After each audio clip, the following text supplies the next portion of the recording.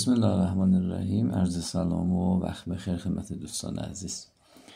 با آموزش حرف ب در خط وسام در خدمت شما دوستان هستیم.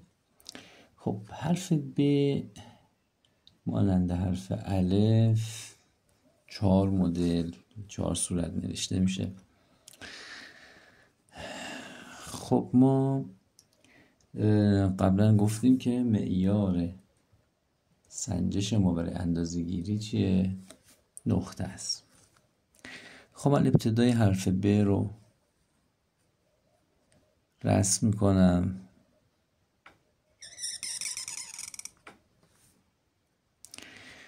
مدل اول ب از بالا تا پایین 2 نقطه فاصله است. خب با چه زاویه میذاریم؟ قلم با زاویه 60 درجه. با زاویه 60 درجه.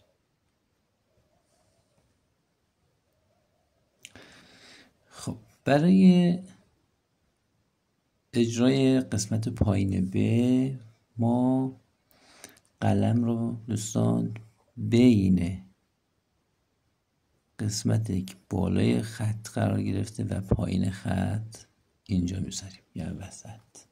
درسته؟ اینو اینجا میذاریم. من این داره زوم بیشتر کنم بهتر متوجه بشیم. خب این وسط میذاریم. دوباره من اجرا میکنم. نگاه کنید ضخامت کامل و حداقل ضخامت از بالا. فاصله چقدر؟ 2 نقطه. درسته؟ بعد قلم رو برای اجرای قسمت پایین ب بین قسمت بالا و قسمت خالی، یعنی اینجا میذارم من قلم رو. یعنی نصفی از بالا رو بگیره، نصفی از پایین. قسمت پایین رو اجرا میکنم من.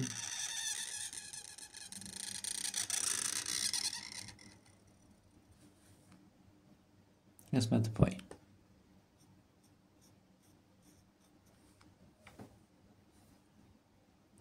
خب توی همین قسمت اول ب عرضش چقدره دوستان؟ عرضش 1 نقطه است. عرض 1 نقطه. درست. چقدر شکم داره پایین؟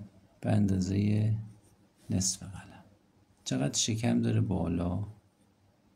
به اندازه نصف قلم. پس اینجا یه قلم کامل نصف. طولش چقدره؟ یعنی چقدر ما قسمت پایین رو میتونیم بکشیم؟ به اندازه 4 الی 5 نقطه. یعنی 4 تا 5 نقطه این قسمت رو ما میتونیم بکشیم. یعنی بلندتر هم میتونیم اجرا بکنیم. این نکته بچه خیلی مهم که من جلسه قبل گفتم، خط وسام با توجه به انعطاف بالاش باید توی بعضی از حروفش این حالت دایره انتهایی رعایت بشه. یعنی شما یه توپی رو بندازین اینجا، این قشنگ اینجا استوب میکنه. درسته؟ توپ اینجا میاد. این هم از این.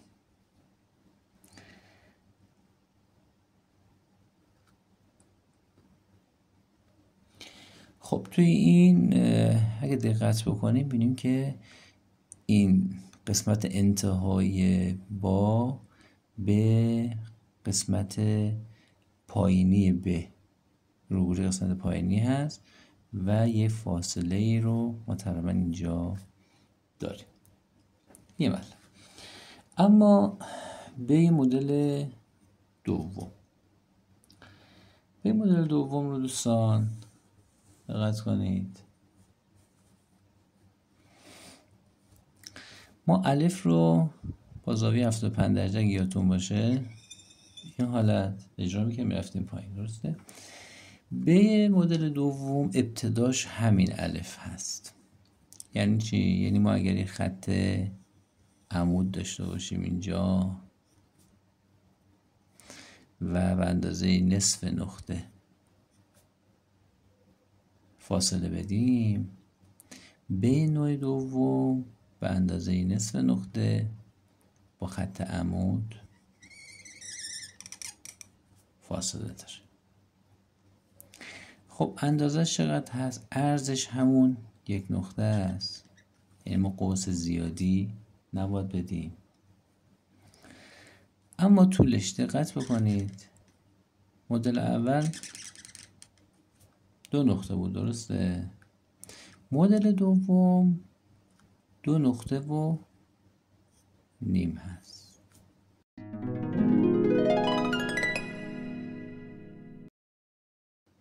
دو نقطه و نیم. نقطه میان پایین. چرا؟ چون قوس برداشته یه مقدار طولش نسبت به مدل اول که 2 نقطه بود بیشتر. خب قلم رو میذاریم قسمت انتهایی. قسمت انتهایی ب میذاریم و دقیقا مثل به مدل اول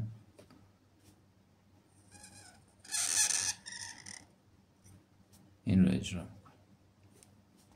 این تیزی های انتهای قلم بچه‌ها خیلی به ظرافت کار و تمیزی کار کمک میکنه. خب این هم مثل به قبلی فاصله نسبت به ابتدای شروع ب داره، همون فاصله نصف قلم اینجا هم همون شکم نصف قلم رو داره. فقط فرقی که با ب مدل اول داشت، چون این 2.5 نقطه اومده بود پایین، نیم نقطه ما اینجا داریم، درسته؟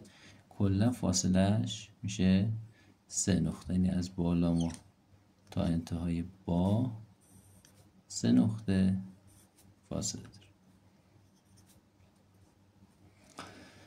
یا من ظرافت دارم میگم دیگه. خب حالا توی مثلا کالیگرافی توی روی بوم نوشتن، حالا اگه این مثلا یه مقدار اضافه شد اشکال نداره، ولی مثلا شما میخواین یک جمله بنویسید خیلی کوتاه، 2 تا 3 تا کلمه بنویسید، اینها دیگه تو اون رعایت بشه خیلی به زیبایی کار اضافه میکنه. ولی خب توی مثلا کلی نویسی حالا یه مقداری نصف نقطه بالا پایین شد خیلی اشکال نداره. خب این هم طولش همون 4 تا 5 نقطه است. خب یه مطلب خیلی مهم بچه‌ها این که نگاه کن انتهای این باید حتما در راستای انتهای شکم اینجا باشه. خب یعنی اگه بیاد پایین تر این و روبروی این نباشه اون زیبایی رو نداره. و اینکه بچه‌ها اینجا یک تنفسی داریم ما، میبینید اگر ما این حالت اجرا بکنیم اشتباهه، اگر هم خیلی باز بذاریم این هم اشتباهه. نگاه بکنید از روی نیمه پایین آزاد و نیمه خود قسمت الف ب، یعنی قسمت اول من اجرا کردم، درسته؟ قلم رو کجا گذاشتم؟ اینجا، درست؟ یعنی نیم رو از این گرفت، نیم رو از آزاد گرفت، درسته؟ این حالت میاییم، این فضا رو نگاه بکنید، درسته؟ یک حالت مثلا سر پرنده ایه که این حالت نمیده، این حالت باز هم نمیده. خب به این مطلب ظریف هم باید دقت بشه که حتما الف یک دایره اینجا قرار میگیره. خب این مدل دوم ب بود.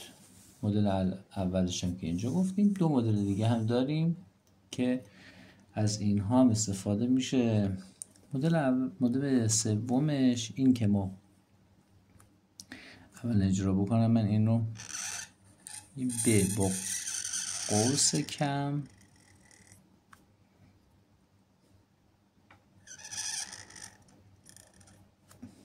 این ب هست. خب این به بچه ها با زاویه 90 درجه شروع میشه، یعنی اینجا باید قائمه باشه این زاویه و این توپ باید حتما اینجا دیده بشه، درسته؟ و قوس خیلی کمتری نسبت به مدل 1 و 2 داشت. این مدل 3. اما مدل 4 یه مقداری آزادتره. با همون زاویه 90 درجه قلم رو میذاریم.